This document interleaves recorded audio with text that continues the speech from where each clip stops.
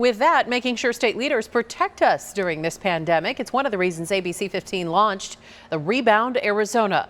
If you can't pay rent specifically because of the pandemic's impact, you're supposed to be protected under Governor Doug Ducey's executive order stopping most evictions. But there's some confusion over how you can qualify for this and who makes that decision. It's leaving some families at the mercy of their landlords. And tonight, Let Joe Know's Joe Ducey is asking the governor's office to clarify that order as he tries helping one of those families rebound. It's a quiet day at this Glendale apartment complex. Quiet before the storm. That's my biggest fear right there, is for them to put me and my kids out today. We're with Tanisha Bell and her family, holed up in their small apartment. On this day, a county constable is supposed to come back and remove them. I'm pretty much just waiting, basically, to get kicked out. When Tanisha says she couldn't pay her March rent in full, she says the complex added nearly $400 in late fees and eviction court costs.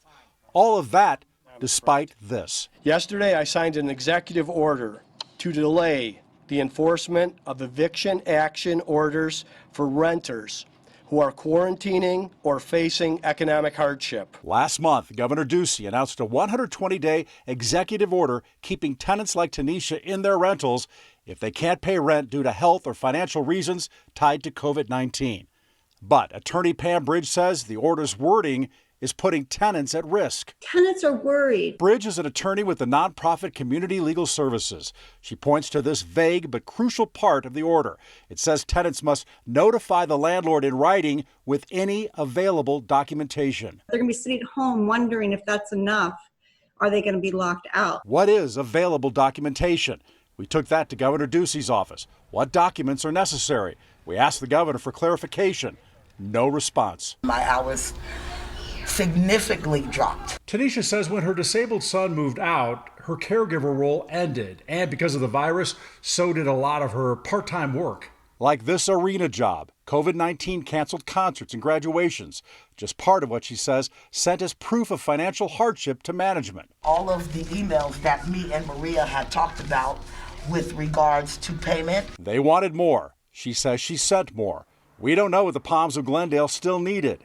They didn't return our calls. So we advised Tanisha to write another letter explaining everything she said she explained before in detail. I didn't get a reply, but Friday morning I get the constable here at the door. We have 15 minutes to get out. But her paperwork proof was enough for the constable to keep her here at least that day. Everything that he told me I have done already. Bridge says rules can also be too specific. That's not the case here. She sees another troubling question.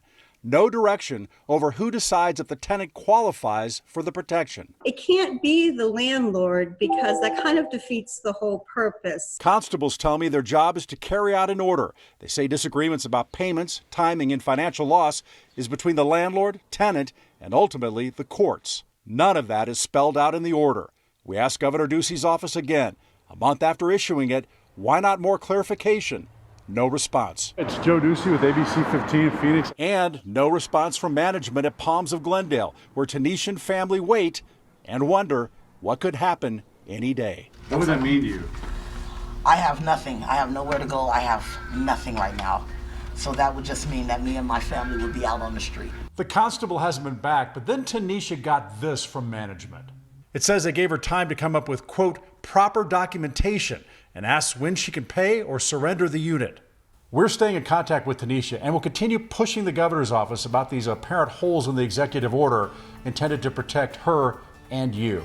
Helping you rebound, I'm Joe Ducey. If you got a problem, let me know.